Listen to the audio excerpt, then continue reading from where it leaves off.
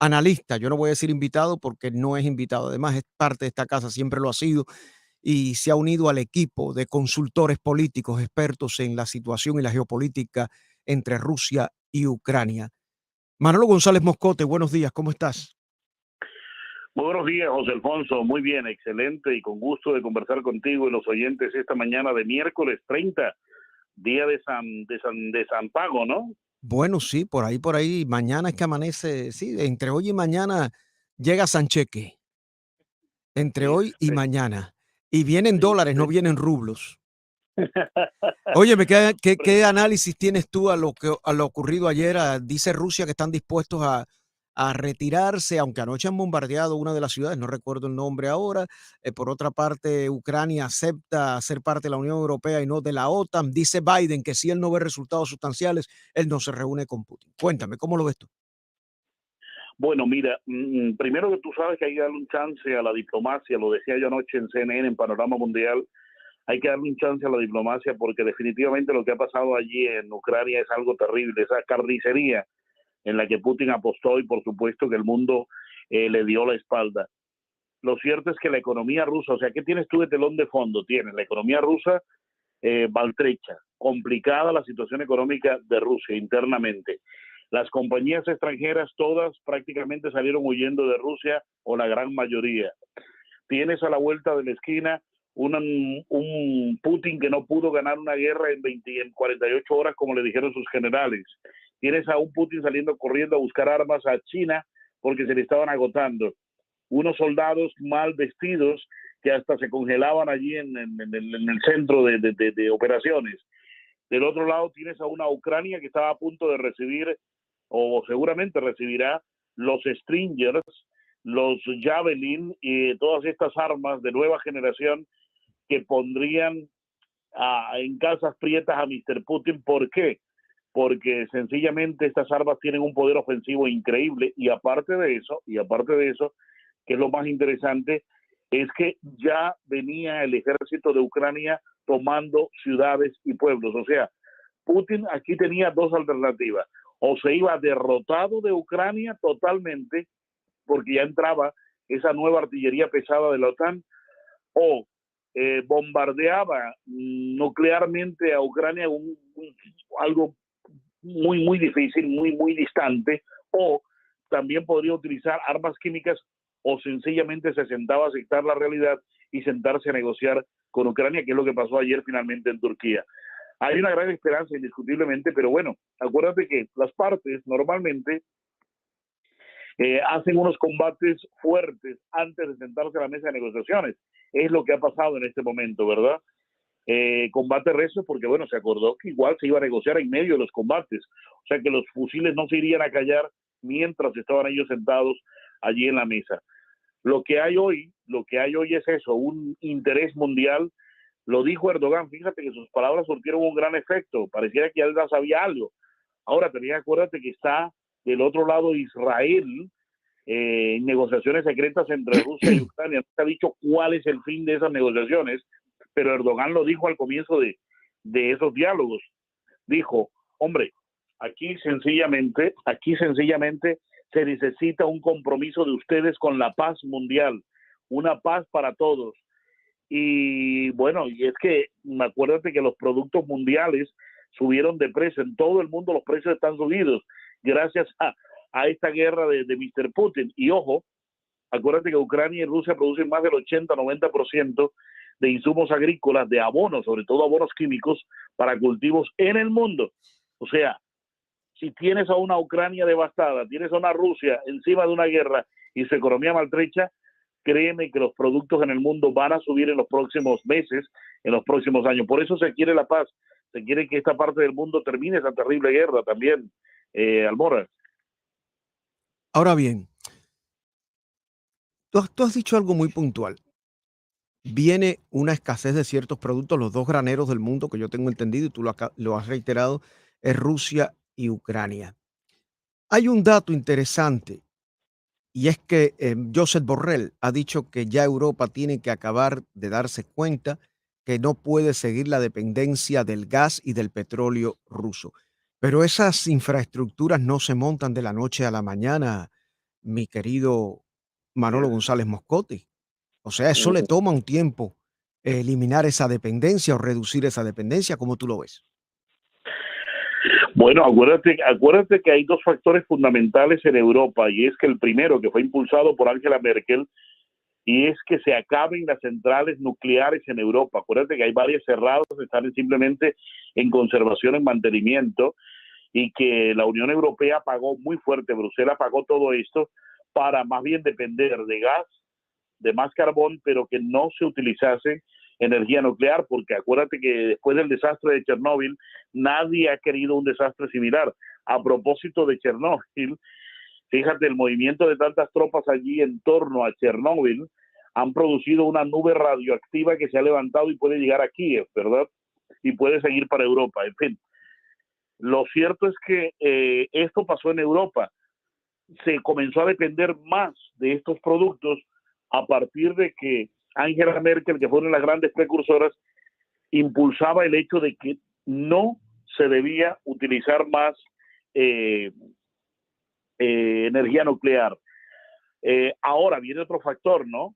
Es el desarrollo, y que Bruselas va a tener que invertir, pero apresuradamente, en desarrollar la energía eólica, la energía solar y la energía de las olas del movimiento del mar, para poder entonces tener siquiera un 10, 15, 20% meterle de energía a Europa, porque Europa va a necesitar, y ahora con toda esta situación de Ucrania, acuérdate que eso nos va a costar muchísimo dinero a los contribuyentes de Estados Unidos, a todos los ciudadanos nos va a costar mucho dinero la reconstrucción de Ucrania, va a costar mucho dinero a Europa la reconstrucción de Ucrania, y como vengo diciendo yo, hay que hacerle pagar a Putin también que contribuya, ¿no?, a la reconstrucción de Ucrania. ¿Y esto qué va a hacer? Va a necesitar muchos recursos energéticos Ucrania, ¿no? Muchísimos recursos energéticos, y lo que se quiere. Ahora, si tú miras desde el lado de Estados Unidos, José Alfonso, te vas a dar cuenta que la producción de gas licuado está a tope. Las plantas de producción de gas licuado en Estados Unidos está a tope. Acordémonos que el gas licuado sería la única solución, porque no podemos llevar gas con grandes pipetas como allí a Europa.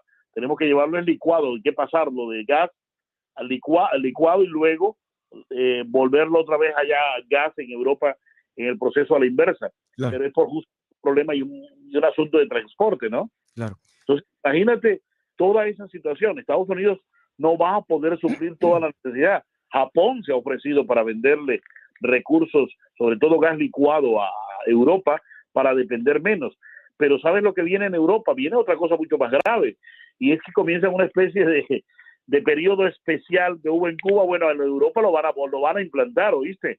Un periodo especial en el cual se quiere depender menos de los combustibles, y a la gente que use menos energía, que use menos el Pero cuando coche. tú hablas de un periodo especial, así al estilo periodo especial, que yo no creo que llegue a tanto, pero yo entiendo lo que tú dices. Tú también estamos hablando de un periodo especial en España, por ejemplo. Sí, señor, un periodo especial en España que implique ¿qué? Un periodo especial que implique en España, eh, bueno, lo mismo lo decía el mismo Borrell, fíjate, hablaba de que se necesitaba que la gente se bañara menos, que la gente se utilizara la energía menos para poder Bueno, ahorrar eso de siquiera un bañarse 10. menos, honestamente, y con el mayor respeto, pero eso de bañarse menos en Europa no es problemático, porque ellos no tienen los códigos de aseo que tenemos nosotros debido al frío en otras cosas, ¿no?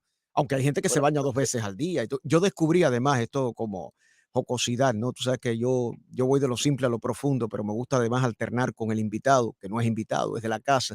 Tú sabes que yo descubrí, y bueno, tú lo tienes que saber mejor que yo, porque tú viviste en Moscú, que como mejor se quita uno el frío antes de ir a dormir es con una ducha caliente.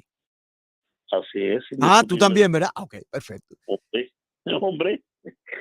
Entonces, Pero bueno, se va a sentir, vaya, digamos que como un periodo especial en Europa, o sea, van a tener que, prescindir de algunas cosas.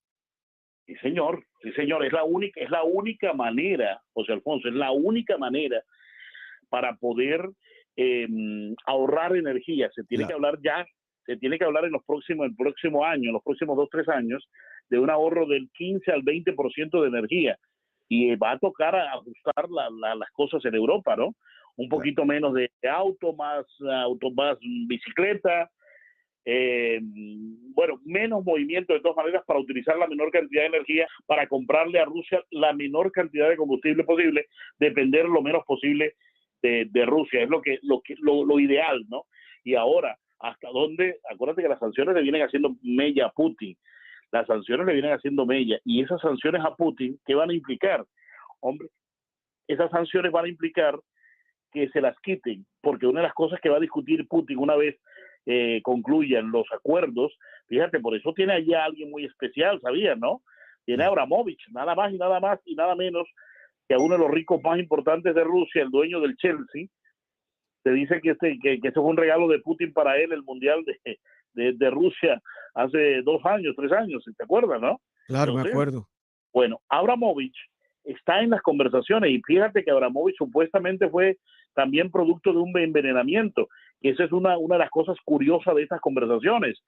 El ministro de la Defensa de Ucrania le dio la orden a la delegación que viajó a Turquía no tocar nada en la sala donde entraran, no tocar ningún alimento, ni probarlo, ni agua, ni nada, no tomar nada en el Palacio Imperial en el cual se realizaron las conversaciones, porque en el anterior, no sé si sabías, hubo un envenenamiento y Abramovich perdió la visión por varias horas, perdió la noción del tiempo por varias horas. Fue uno de los supuestos envenenados allí. Fueron 3 delegados de Ucrania y Abramovich, los envenenados ese día en Bielorrusia, cuando presencialmente estuvo Abramovich como un delegado independiente, que fue una cosa tan extraña, ¿no? Él no llegó allí como delegado ruso, pero a Turquía llegó como un delegado ruso. Bastante curiosa esa presencia de Abramovich allí. Bueno, son los oídos de Putin, es el hombre al que más le confía a Putin que los mismos delegados que tiene allí en la negociación de Ucrania. Lo cierto es que, bueno, hay que sembrar esperanza en todo esto, José Alfonso, Seguro, seguro. porque las muertes es el orden del día y lo que estamos viendo es demasiado terrible y No, no no hay podemos... otra. Mira, yo estoy consciente que no hay otro camino que la mesa de diálogo y de negociación en cualquier conflicto. Pero fíjate tú, José Alfonso, lo dije yo anoche, hombre, todo esto se pudo haber evitado, todo esto se pudo haber evitado, porque es que ya este señor Zelensky comienza a decir que, bueno, que el estatus, por ahora, que no hablen del estatus de Crimea, pero también acepta el estatus de las autodenominadas repúblicas separatistas. Fíjate, ya le va a tocar aceptar el estatus de provincias autónomas, que es lo que estaba consignado, José Alfonso, en los acuerdos de Minsk, ¿te acuerdas? Eso Sí, era fundamental. de eso vamos a hablar, de eso tenemos que hablar en una próxima edición, porque por supuesto, es que tú conoces, tienes un conocimiento vivencial, protagónico de lo que fue la ex Unión Soviética y la actual Federación Rusa. Te agradezco muchísimo, como siempre, que el público aprecia mucho tu conocimiento y no solo tenerlo, sino saberlo expresar. Hay quien lo tiene y no sabe cómo expresarlo, pero tú eres un excelente comunicador, Manolo González Moscote, y por supuesto, esta es siempre tu tribuna y el público espera tu presencia. Manolo González Moscote estará próximamente el viernes o el lunes nuevamente con nosotros o antes cuando ocurra algo que todos los días hay una evolución diferente en la noticia. Gracias, Manolo, por estar con Hombre, nosotros. para mí es un gusto, siempre un honor conversar con ustedes, de verdad. Feliz día para ustedes y bueno, se partió la semana en dos, ¿no? Sí, claro.